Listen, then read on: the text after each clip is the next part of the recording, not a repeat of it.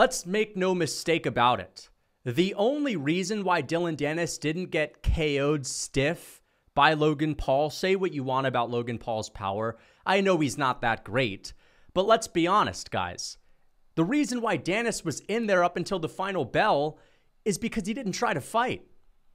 This is a guy that got the shit beat out of him early against Logan Paul, and I actually thought that he looked good early on. I was saying to myself, you know what? He's eating these Logan Paul shots like Tic Tacs, and if you just look at his head, he's got a big block head. He's got a good chin, and it's not that difficult to tell.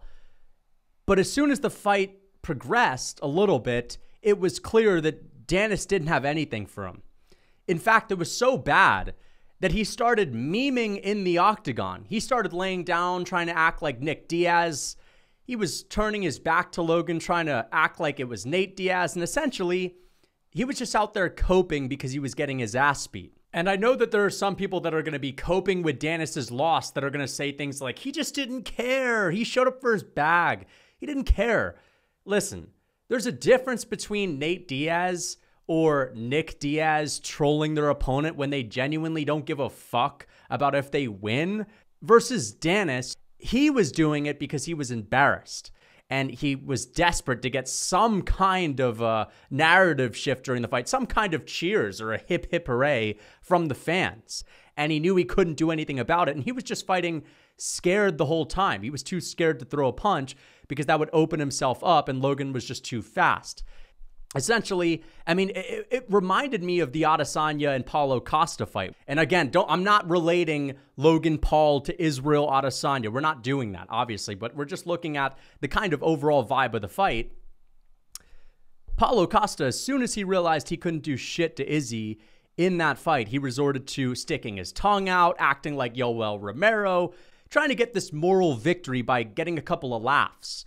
If I have a smile on my face while I'm getting the shit bait out of me, then people are going to think I'm really tough. But it's just embarrassing to see that because, again, although you have to respect Dillon Danis for showing up and actually fighting, which was a tall task to begin with. I mean, shout out to him for showing up. We should give him that credit. I mean, he was out there trying to take Logan down. He was out there trying to pull guard. You know what I mean? And, he's got this soy boy jiu-jitsu striking to begin with, and that's what I really want to talk about because Dillon Danis is the epitome of a soy boy jiu-jitsu striker with absolutely no quick twitch athletic ability whatsoever. And you just look at his physique, and this is kind of why I expected Logan Paul to win this fight. Logan Paul's just somewhat athletic. He's strong, he's lean, he's got quick twitch ability. Dillon Danis has this like tofu build. You know what I mean? He's got no muscle. He's got no density to his body. And even when he was throwing his punches, there was no snap to them. And again, it just goes to show that even the best jiu-jitsu players, if you want to call them fighters, you can do that. The best jiu-jitsu players, yes, if you're putting them in there with a guy that doesn't know how to fight, they're going to beat them because they have an edge with some skill. Otherwise, jiu-jitsu, for the most part, it's just some slow twitch turtle-like game.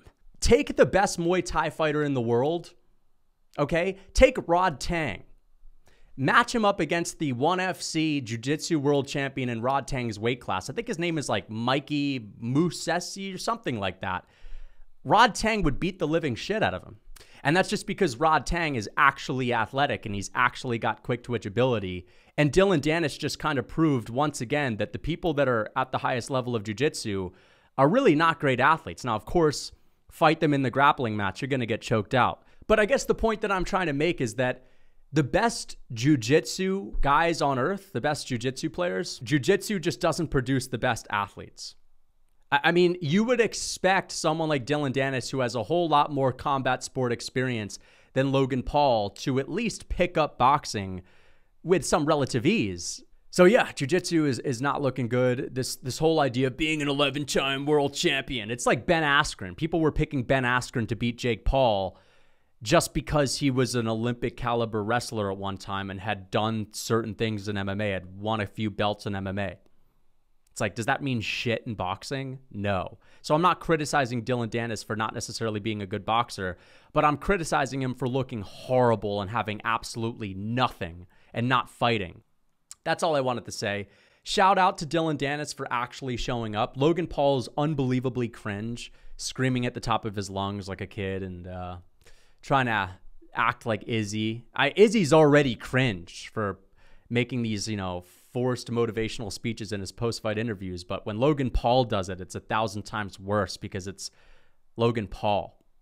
Adesanya's at least a world champion in MMA. Logan Paul just beat tofu boy Dillon Danis. And Dillon Danis is funny. I actually like Dillon Danis, but I'm just kind of poking fun at the fact that he's got very Jiu Jitsu like stand-up. But you know what? Danis is funny.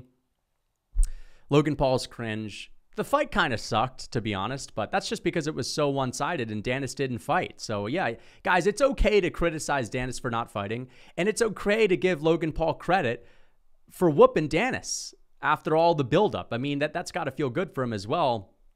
Danis was talking about going over to MMA and going over to the UFC and talking about fighting guys like Kevin Holland and not Neil Magny, but Ian Gary. Imagine what Ian Gary would do to him. And Ian Gary's a vegan too. But that's not going to happen. We're not going to see Dillon Danis go over to the UFC after looking like that. I don't think anyone would trust in his instincts. He'd be even worse than Kron Gracie by the looks of it.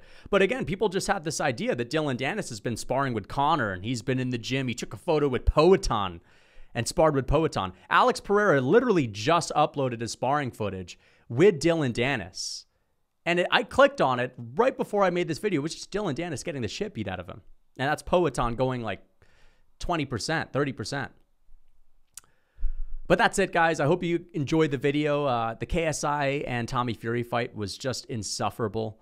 I don't even know who won. I turned it off to make this video, and I'm about to watch the UFC fights. Actually, Cameron Simon and Rodriguez is on right now, and this is an unbelievable fight. I honestly regret making this video because now I'm watching these scrambles, which are really good. But it is what it is. I hope you guys enjoyed. I'm going to get this video out as soon as possible, and I'm going to watch some UFC fights. So until next time.